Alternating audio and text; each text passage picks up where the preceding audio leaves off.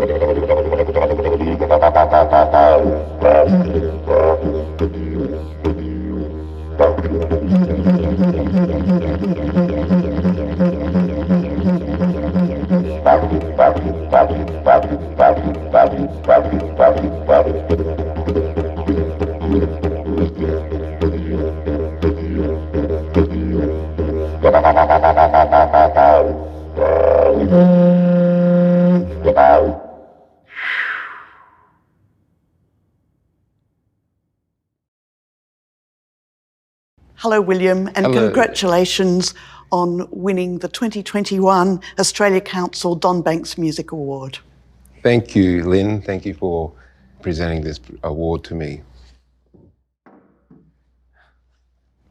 You're one of Australia's most extraordinary musicians. When was it that you decided to become a musician? I think it's in your DNA, you know. It's certainly a journey, and I do remember pivotal moments as a child and young adult. You know, I had the privilege of being out on country with my uncles and aunties, and mum and dad would take me out and experience that beautiful rugged beauty, I like to call it, of the Argula and Selwyn Ranges. And the music that I guess was implanted within my soul came from, you know, mum playing classical music to me as a child and before I was born. And the didgeridoo and my culture, the yidaki. And, you know, my Uncle Arthur Peterson would play the yidaki, the didgeridoo, with mum as well. And so I sort of took over that role sort of shortly after my uncle died. I wanted to be a part of that mystery of when I heard that sound of this ancient instrument, how powerful it was. And I didn't know what it was, you know, and I'm still learning about that mystery. And that's the beautiful thing about life and music and creation. I think we have a photo here of you as a young boy playing the didgeridoo, the yidaki, and there's your mother there. And I know she's been a significant influence on your musical upbringing. This image here of mum out on Kalkadunga country and me as a young child playing my uncle's didgeridoo, in fact. You know, mum would often say, you sang to the bush and listened to the birds sing. You know, you can travel to all these wonderful amphitheatres and concert halls of the world, but we have the most beautiful concert halls here in Australia, and that's our landscape. And so to experience that as a young child or young kid growing up into adulthood certainly plays a role in your canvas of sound and what all those technical elements that are taught to you on the didgeridoo or even vocally, and the language. Everything is a language, you know. That's really nice. And this one, I think, was Australia Day this year, and I watched that and I was fascinated. So tell us about your involvement in Australia Day Live. So the Australia Day Live broadcast 2021, I was engaged by the Department of Premier and Cabinet to be a creative consultant. And, you know, again, along the journey, you have these different engagements and open up conversations, and, you know, you become a bit more mature in that and like have ideas and thoughts. And so my thought was musically to create this narrative that represents or opens up the conversation of that conflict. Yes, because it can be problematic, can't it? Yeah, and so there's no easy or right answer for that, you know.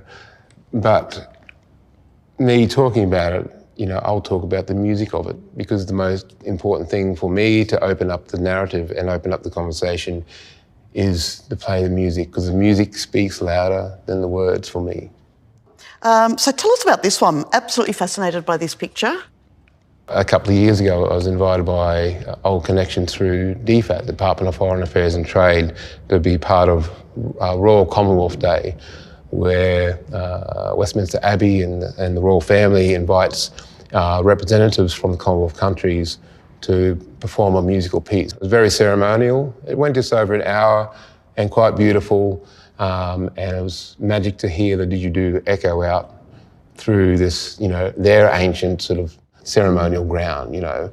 But it was very important to me to represent Australia and the four winds that connect all nations around the world and all cultures through the didgeridoo, through the yidaki. And so my mental space was to visualise, you know, that eagle soaring above the sky and making a tribute and acknowledging and recognising the significance of language and how important that is to keep that alive. And so representing the living culture, I believe that I was a part of then and there. And looking back, would you have any advice for a young William Barton? Not change too much, you know, to do what I did, and just to believe in yourself and to listen though, to listen to your mentors and your peers, and, you know, take advice on board.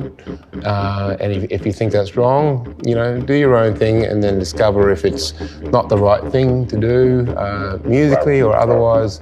You know, you learn from that. I see failure as an opportunity for success. So they're all combined, and I know the meaning of it, you know, to have such an award be gifted to an artist and to be a part of that legacy of all the other amazing people who have received the Don Banks Music Awards is a great thing. You know, to have any support from any organisation, you know, not only the Australia Council, but, you know, from community organisations to the corporate level, where you can hopefully create this space and opportunity. You know, you still have to work for the opportunity if you want to be up here, but all those little things that we might take for granted are so important, even if it's, you know, going to a community and, you know, giving them the funds to have sound equipment or a drum kit or a guitar and a music tutor. They're all so important, you know, and even if you only connect with one individual out of that 30 or odd people, all those kids, or even if they're an adult, you're